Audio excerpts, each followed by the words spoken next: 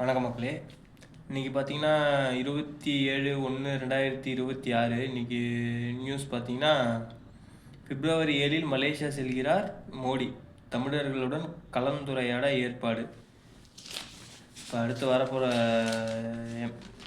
MLA எலெக்ஷனுக்கு இருக்கும்னு நினைக்கிறேன். மோடி மலேசியா செல்கிறார்.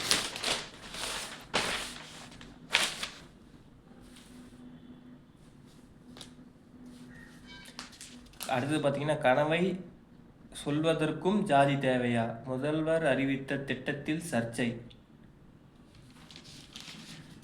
அடுத்தது பார்த்தீங்கன்னா சென்னை கோவைக்கு புதிய அம்ரித் பாரத் ரயில் விட போகிறாங்க, சென்னைக்கும் கோவைக்கு இடையில்.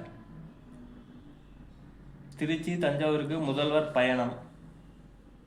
கடலோர பகுதிகளில் இன்றும் நாளையும் சூறாவளி காற்று வீசும். மக்களே கடலோர பகுதியில் இருந்தீங்கன்னா கொஞ்சம் பார்த்துருங்க. இன்னைக்கு தேதி 28.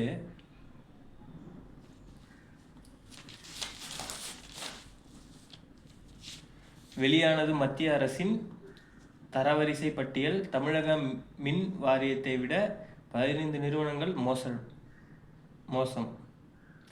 பெண்கள் அச்சமில்லாமல் வாழ சத்தியம் செய்கிறேன், முதல்வர்.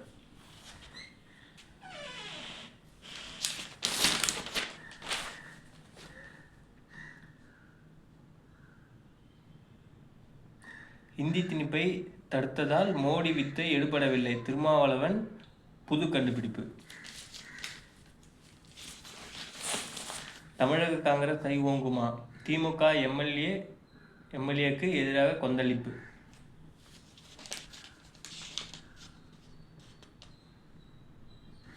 மூன்று முறை அதிமுக முதல்வராக இருந்த பன்னீர்செல்வம் திமுகவுக்கு எப்படி போவார், அமமுக தினகரன் கேள்வி. அடுத்தது பார்த்தீங்கன்னா அண்ணாதுரையை மறந்த திமுக அதிமுக, செங்கோட்டையன் ஆதங்கம்.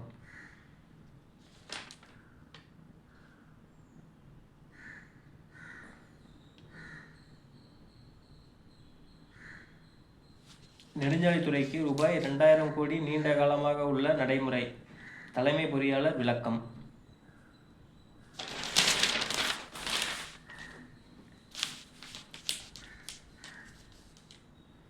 அடுத்தது பார்த்தீங்கன்னா பாரதப்புழா நதியில் கும்பமேளா இன்று களரி அச்சரக்கால் பூஜை. கேரள மாநிலம் மலப்புரம் மாவட்டம் திருநாவாயா பாரதப்புழா நதியில் நடக்கும் கும்பமேளாவில் நீராடிய பக்தர்கள். அடுத்தது பார்த்தீங்கன்னா சியாமலா நவராத்திரி விழா, அண்ணாமலை பங்கேற்பு.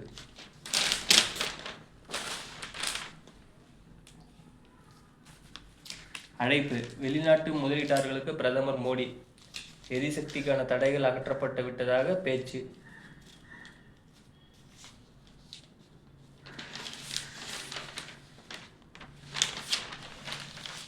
அடுத்தது பார்த்தீங்கன்னா இந்தியா ஐரோப்பா இணைந்த கைகள் அப்படின்னு சொல்லி ஒரு டாபிக் போட்டிருக்காங்க. இதில் பார்த்தீங்கன்னா இந்தியா ஐரோப்பிய யூனியன் இடையே தடையற்ற வர்த்தக ஒப்பந்தம் ஏற்பட்டதாக பிரதமர் மோடி அறிவித்துள்ளார்.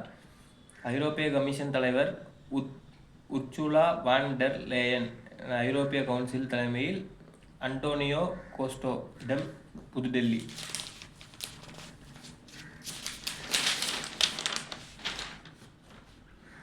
மூன்று நானோமீட்டர் சிப் தயாரிக்க இந்தியா திட்டம். 3 நானோமீட்டர் சிப்பாம் தயாரிக்க இந்தியா திட்டம் தீட்டியிருக்காங்க. முத்தூட் அமெரிக்க நிறுவனம் டிஜிட்டல் சேவை ஒப்பந்தம்.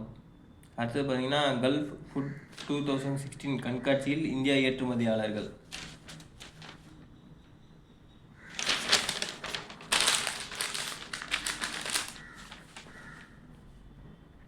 அடுத்து பார்த்தீங்கன்னா தெலுங்கானா மாநில அரசியலில் புயலை கிளப்பிய நிலக்கரி டெண்டர், துணை முதல்வரின் மோசடியால் ரேவந்த் ரெட்டிக்கு சிக்கல்.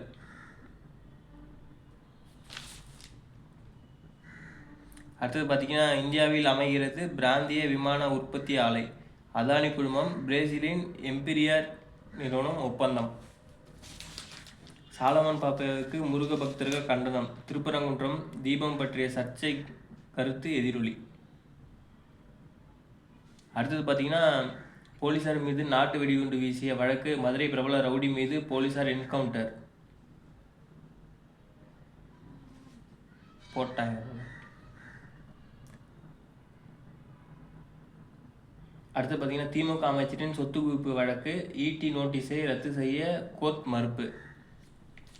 அடுத்து விற்பனைக்கு வந்தது இலவச லேப்டாப். வலைதளங்களில் எளிதாக வாங்கலாம்.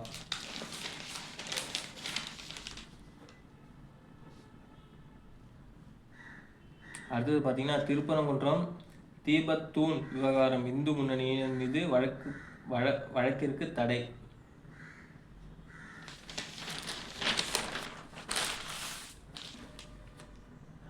அடுத்தது பார்த்தீங்கன்னா விசாகப்பட்டினம் ரன்மழை பட்டணம் அப்படின்னு சொல்லியிருக்காங்க. இன்றைக்கி பார்த்தீங்கன்னா இந்தியாவுக்கும் நியூசிலாந்துக்கும் 4வது T20 போட்டி. ஆல்ரெடி 3 மேட்ச்சில் நம்ம 3க்கு 3ன்ற லீடிங்கில் நம்ம இருக்கோம். இப்போ அடுத்தது 4வது மேட்ச் இன்றைக்கி நடக்க போகுது. அதில் என்ன பண்ணுறாங்கன்னு பார்க்கணும் இன்றைக்கி.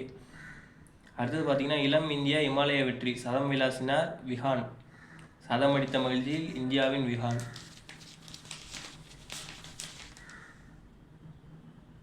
அடுத்தது பார்த்திங்கன்னா Renault Duster SUV turbo hybrid இன்ஜின்களில் அறிமுகம்.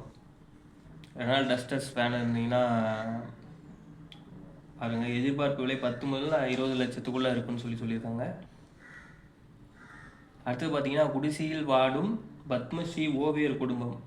4 பிள்ளைகளுடன் வறுமையுடன் போராடும் மனைவி.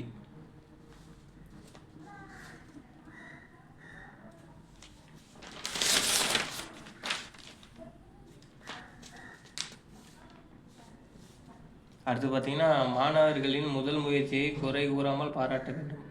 சுல்தான் அகமது இஸ்மாயில் சொல்லியிருக்காங்க. அது வந்து எக்ஸாம் அந்த மாதிரி இதில் போல்.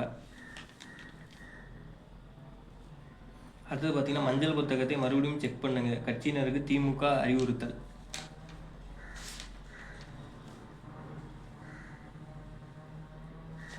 அடுத்தது பார்த்தீங்கன்னா மதுக்கரை தர்மலிங்கேஸ்வரர் கோயிலில் கொடியேற்றம் தைப்பூசத்துக்கு. அடுத்தது பார்த்தீங்கன்னா மாற்றுத்திறனாளி விளையாட்டு வீரர்கள் பயிற்சி பெற புது விளையாட்டு வளாகம் ரூபாய் 9.9 கோடியில் அமைகிறது கோயம்புத்தூரில்.